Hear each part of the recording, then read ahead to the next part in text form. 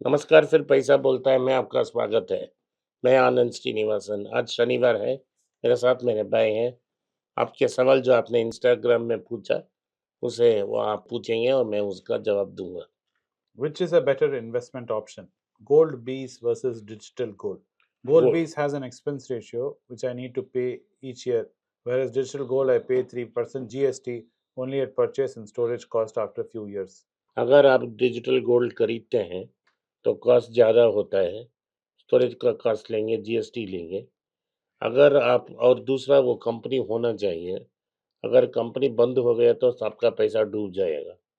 Gold भी इसमें आप गोल्ड को खरीदे भी नहीं, वो एक्सपेंस रेशियो में भी स्टोरेज कॉस्ट, जीएसटी सब आ जाएगा और जब आपको बेचना है तो बेच सकते हो, तो आपको अगले दिन पैसा मिल जाएगा।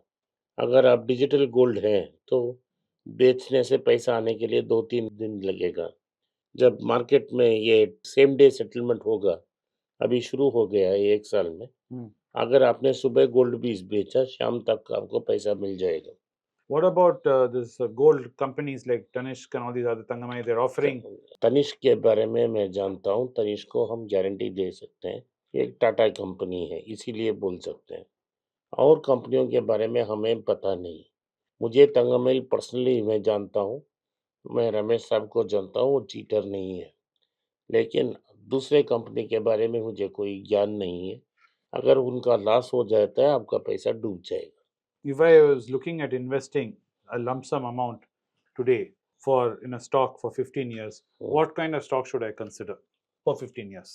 अगर आप लॉन्ग टर्म के लिए इन्वेस्ट करना चाहते हैं, तो आपको कंपनी चूज़ करना पड़ेगा और वो अंडर वैल्यूड होना चाहिए और अंडर वैल्यूएशन का रीज़न हमको पता होना चाहिए।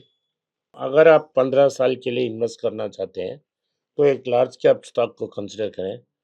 उनकी एंड प्रोडक्ट स्टेबल होना चाहिए। लार्ज कैप अखबार कंपनी खरीद लिया तो अखबार मर जाएगा क्योंकि गूगल आ गया। तो आपको ये देखना चाहिए कि उनका प्रोडक्ट लाइन स्टेबल होगा। अगर एक ब्लैक स्वान आ गया और प्रोडक्ट चला गया तो Yeah, खत्म। because one of our followers had what he did was Jay Prakash Associates or something. He had या dumped a lot of money, and and वो 12 years later, he only noticed that the या company's disappeared. Jayaprakash इसीलिए चला गया, उनके पास cement के अलावा और कुछ बड़ा कंज्यूमर फेसिंग बिज़नेस नहीं था। वो इंफ्रास्ट्रक्चर और पावर में इन्वेस्टमेंट किए तो वो चला गया। लेकिन वो डूब गया। कुछ होटल्स थे, सारे होटल्स अब बैंक के पास हैं। Hmm. तो अगर आप consumer facing business, zero debt, Hmm. Large cap company, Hmm. Under valued आप कंसीडर कर सकते हो 15 साल के लिए। Hmm. पिछले 15 साल में अगर आप सेफली आईटीसी में इन्वेस्ट किया होंगे, तो आपको अच्छा रिटर्न मिल जाता। Hmm. अगर आपने इन्फोसिस में इन्वेस्ट किए होते, तो आपको बेहतरीन रिटर्न मिल जाता। But when you take a position in a company, and let's say you take holding it for 15 years, and let's say we are 7, 8 years into it, and the headwinds in the industry you see it's slowly starting to change. At what point? Because the problem is you put 100 rupees in 7 years, let's say it's gone to 800 rupees. And at what point do you feel you're maybe getting scared, maybe overreacting, or it's just time to exit? Like, let's say, for example, if you were Nokia or I if. Will give you an example. Hmm. मेरा Tata steel में मेरा family था इसलिए मैंने बेचा नहीं। ₹18 में मुझे टाटा स्टील मिला। 18-20 में मैंने Hmm. टाटा स्टील लिया सालों पहले। Hmm. मेरा पिताजी उधर काम करते थे, ₹18 मिल जाता Hmm. और बहुत सारे डिविडेंड भी हमको मिले थे। Hmm. अनेक स्टॉक्स हमारे पास थे Hmm. और वो ₹1000 तक गया। Hmm. उन्होंने कोरस को एक लिवरेज बायआउट में किया। Hmm. उस समय ग्लोबल फाइनेंशियल सर्विसेज आया। Hmm. एक ही दिन में 250 नहीं गया। Hmm. जब 1000 से 900 गया और सब लोग को प्रॉब्लम था, उन्होंने एक प्रेफ़रेंशियल इश्यू भी लगाया ₹600 में। Hmm. तो अगर आप 900 में उसे देते, तो मैंने ₹18 में लिया, ₹1000 था, मैंने नहीं छोड़ा। जब वो 900 आ गया, मुझे पैसा चाहिए, तो मुझे एग्ज़िट होना था। Hmm. अगर मुझे पैसा होता चाहिए तो। लेकिन मेरे लिए मेरे पिताजी उधर काम करते थे, Hmm. इमोशनल कनेक्ट था। Hmm. हमने बेचा नहीं Hmm. और खरीदा, जब गिरते रहा और खरीदा। कंपनी रिकवर हुआ लेकिन लगभग 18 साल के बाद वो 1000 रुपीज के ऊपर गया। 2008 और 2022 वो गया, 16 साल बाद ही गया। मेरे पिताजी नहीं रहे, लेकिन स्टॉक है मेरे पास।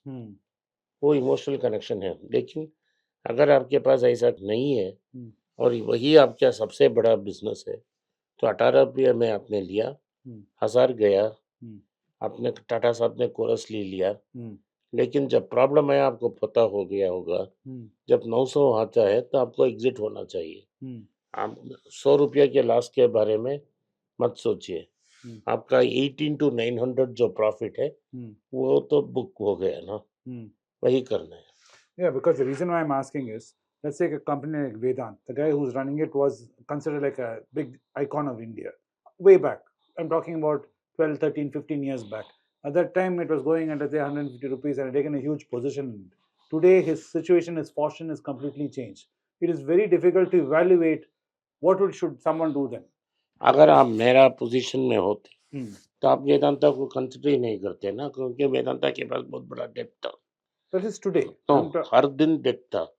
उनका जो सारा एक्सपेंशन जिन्होंने उन्होंने सेसा गोवा को खरीदा, करेक्ट, केन्स को खरीदा, सारे डेट लिवरेज्ड है। तो जब लिवरेज होता तब आपको इन्वेस्ट नहीं करना था। हमारा पहला प्रिंसिपल ये है कि अगर डेट है तो इन्वेस्ट मत करो।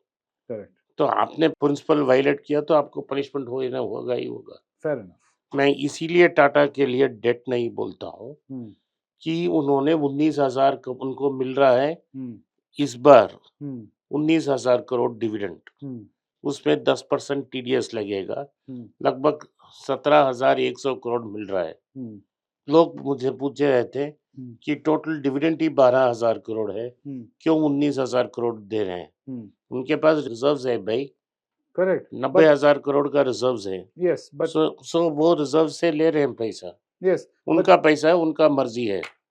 तो हर क्वार्टर, अगर ये क्वार्टर में 12,000 करोड़ का प्रॉफिट है, अब साल में 60,000 करोड़ का प्रॉफिट, 60,000 करोड़ का प्रॉफिट, वो 100% जैसे पब्लिक सेक्टर करते हैं, 100% वो डिविडेंड लेके ले सकते हैं। वो 60,000 करोड़ में 71% उनका पैसा है, लगभग 45,000 करोड़ उनका पैसा है। सो अगर मेरे पास एक बिजनेस है जो हर साल 45,000 रुपीज डिविडेंड ले सकती है, तो मुझे कोई प्रॉब्लम है। टोटल डेट इन टाटा स्टील प्रॉफिटेबल कंपनी है, net date is 50,000 crore. Yeah, but the problem is not everyone has a Tata legacy. One second. Not everyone has a Tata legacy to count on. So if you're a businessman and you're doing, you need debt, no, and to grow. आप businessman नहीं हो, आप retail investor हो। आप retail investor हो, आप ये risk नहीं ले सकते हैं। बिजनेसमैन रिस्क ले सकता है लोन लेके, लेकिन आप बिजनेसमैन नहीं हो। आप किधर भी काम कर रहे हो, अपना जो एक्सेस पैसा है उसको पार्क कर रहे हो और उसे चाहिए आपको वापस, तो आपको ये रिस्क नहीं लेना चाहिए। हम रिस्क ले रहे हैं, कहाँ ले रहे हैं? बैंक्स में ले रहे हैं। जब मैं बोलता हूँ ये इसके नीचे है, बुक वैल्यू के नीचे है, वो लोन बुक के लिए नीचे है। 10 टाइम 20 टाइम लिवरेज आप बैंक में ले रहे हैं। जब आप बैंक बिलो बुक कंसिडर कर रहे हैं, तो आप लिवरेज रिस्क ले रहे हैं। तो हम छोटे छोटे बैंक को भी कंसिडर करते हैं। इसे अगर आप वेट लिफ्टिंग करते हैं, उसे बारबेल स्ट्रेटजी बोलते हैं। एक एज में बिना डेट कंपनी जैसा ITC, इन्फोसिस, डॉक्टर रेड्डी, नाटको जैसा एक कंपनी, दूसरे साइड में आपके पास होगा कर्नाटका बैंक, IDFC। इधर लिवरेज है, इस साइड में लिवरेज है, इस साइड में कोई लिवरेज नहीं है। मनप्पुरम में लिवरेज है, मुथूट फाइनेंस में लिवरेज है। I agree what you're saying, but then my question then gets to, if you're talking about now, let's say I have a portfolio in previous environment, we were in such a low interest cycle, so debt was not a problem. So let's say I'm heavily invested in companies, I happen to be in companies where there are debt. Now that we're in a high interest rate cycle, should I look at exiting these companies? ये decision हम लेंगे depending on what product they are selling. अगर वो commodity product में है तो आपको बाहर आना ही चाहिए, क्योंकि उनके पास प्राइसिंग पावर नहीं है। अगर मेरे पास डेट है, इंटरेस्ट रेट बढ़ गया, तो मुझे प्राइसिंग पावर चाहिए। प्राइसिंग पावर क्या होती है? जो एंड प्रोडक्ट में बेचता हूँ उसका प्राइस मैं जब चाहा इंक्रीज like कर सकता Coca-Cola हूँ। or something. Like Coca Cola को मैं 2 रुपया और लग गया, लोग कोको कोला ही पियेंगे। मैंने कैडबरीज एक्लेयर को बस 10-15 पैसा और ऊपर कर दिया तो लोग फिर भी एक्लेयर्स खाएंगे। तो मुझे ये क्लियर है क्या मेरे ब्रांड में प्राइसिंग पावर है कि नहीं है। कमोडिटीज में तो प्राइसिंग पावर का कोई चांस ही नहीं है। So that's why some pricing power क्या होती है कि गोल्ड मार्केट में 7,200 रुपया में मिल रहा है, सो टाइटन क्या करेगा, तनिष्क क्या करती है, 7,500 में बेचती है, बोलते ही मेरे gold special gold 100% pure gold Tata guarantee, 1 ग्राम के लिए 300 प्राइसिंग पावर। लोग खरीद रहे हैं ना, दैट इज प्राइसिंग पावर। वो डेट ले सकता है, वो माई बाप है। I agree what you're saying. Next question. How to correlate equity market with interest rate and American bond yield and employment data? How are they related? ये तो बहुत अच्छा क्वेश्चन है। वॉरेन बफेट ने एक बार बोला था कि आप इंटरेस्ट रेट को ग्रेविटी जैसा समझिए। जब इंटरेस्ट रेट बढ़ती है तो ग्रेविटी क्या करती है, प्रॉफिट्स को नीचे आती है। लाइक आपने बॉल को ऊपर फेंका तो ग्रेविटी बॉल को नीचे आती है। So interest rate gravitational force है। अगर इंटरेस्ट बढ़ती है तो ग्रेविटेशनल फोर्स ज्यादा हो जाती है, प्रॉफिट्स नीचे आ जाती है। जब प्रॉफिट्स नीचे आती है शेयर प्राइस भी नीचे आ जाएगा। ये इक्विटी और बॉन्ड की इंटरेस्ट रेट की। अगर यूएस में बॉन्ड यील्ड बढ़ती है जैसा अभी बढ़ा है तो 5% हो गई। इंडियन रुपी में मुझे मिल रहा है 7%, 7 या 7.5 बॉन्ड में। सो सिर्फ 2.5% का डिफरेंस है। स्प्रेड सिर्फ 2.5% है। इस साल में 80 रुपया से 80 रुपीज से 86 रुपीज तक रुपी पहुंच गया। सो मेरा 5% का लॉस हो गया। सो 5 अगर मैं डॉलर वापस करता हूँ 7.5 से 4% बाहर ले लिया तो मुझे सिर्फ 3% मिलेगा। इसीलिए FIIs बाहर जा रहा है। सो अगर डॉलर बढ़ती है और द गैप बिटवीन जो गैप है स्प्रेड गैप है between Indian needs and American needs वो नैरो होती जा रहती है तो भारत से पैसा बाहर जाएगा। क्लासिक केस है जापान।